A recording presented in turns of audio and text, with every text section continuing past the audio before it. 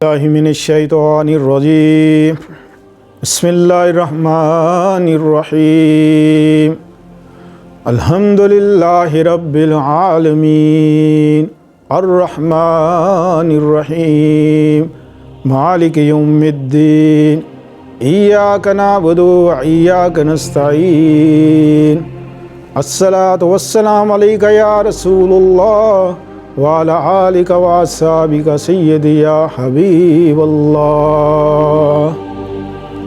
YouTube channel سے قاری محمد ریاض قریشی کا سلام، السلام علیکم ورحمۃ اللہ وبرکاتہ۔ پاکستان میں اور پاکستان سے باہر جو لوگ سنتے ہیں، ہم سب کے لیے دعا گو ہیں کہ اللہ پاک آپ کی روحانی، جسمانی، اندرونی، بیرونی بیماریاں دور فرمائیں، آمین۔ جی ہاں ناظرین، بہت سے لوگوں نے میسج کیے کہ دشمن ان کے بہت زیادہ ہیں، دشمنی پھیل رہی ہے، دشمنی حسد کے طور پہ پھیل سکتی ہے، آپ کے پاس مال زیادہ ہے، دشمنی پھیل جاتی ہے، یا کوئی دل میں آپ کے لیے بغض رکھتا ہو اور محض سامنے تو آپ کے لیے بڑا اچھا بنتا ہوگا، لیکن اندر سے وہ آپ سے دشمنی رکھتا ہوگا۔ سب سے پہلی بات تو یہ کہ دشمن ہوتا کون ہے؟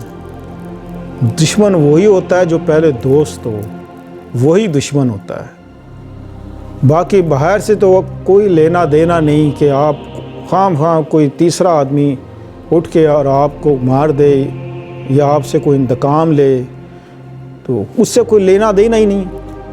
تو دشمن ہمیشہ اپنے ہی ہوتے ہیں، جو پہلے دوست ہوتے ہیں، بعد میں اگر آپ کے درمیان لڑائی جھگڑا ہو گیا پھر دشمن بن گئے، اور لڑائی جھگڑا نہ بھی ہو، خواہ کی حسد اور بغض لے کے وہ آپ سے دشمنی پیدا کر لیتا ہے۔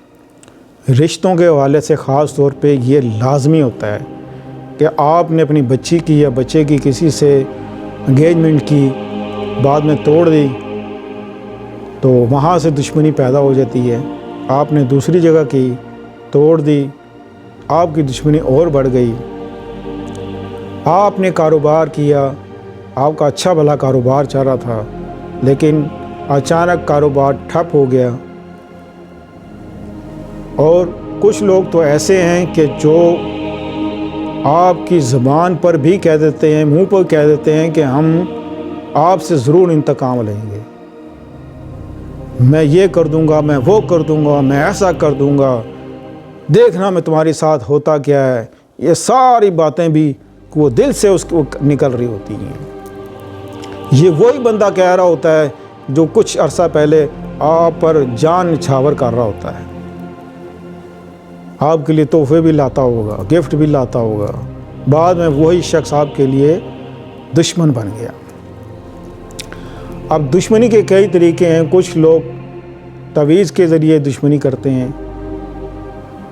کالا علم کرا دیا، تعویذ کرا دیے، جادو کرا دیا، کوئی جنات بھیج دیے، لیکن آپ کو خبر نہیں کہ ہمارا دشمن کون ہے۔ لہٰذا یہ کون ہے، اس کا تو آپ خود اگر غور کریں تو آپ کو کہیں نہ کہیں آپ کو ضرور نظر آئے گا کہ فلاں بندے نے ہمارے ساتھ یہ دشمنی کی ہے اور ایسا کہا ہے۔ اب آپ کسی کے پاس جاتے ہیں، بہت سا پیسہ خرچ کر کے آپ تعویذ کروایا، یا آپ نے گنڈوں کے ذریعے کسی کے ذریعے اس کو بندے کو مروا دیا، تو یہ بھی ٹھیک نہیں ہے۔ ہو سکتا ہے وہ بندہ ہی نہ ہو جس کو آپ نے مروا دیا ہو، یا جس کے اوپر آپ نے تعویذ کرا دی ہو سکتا ہے وہ ہو ہی نہ۔ اس طرح آپ گناہ گار ہو جائیں گے۔ لہٰذا اس کا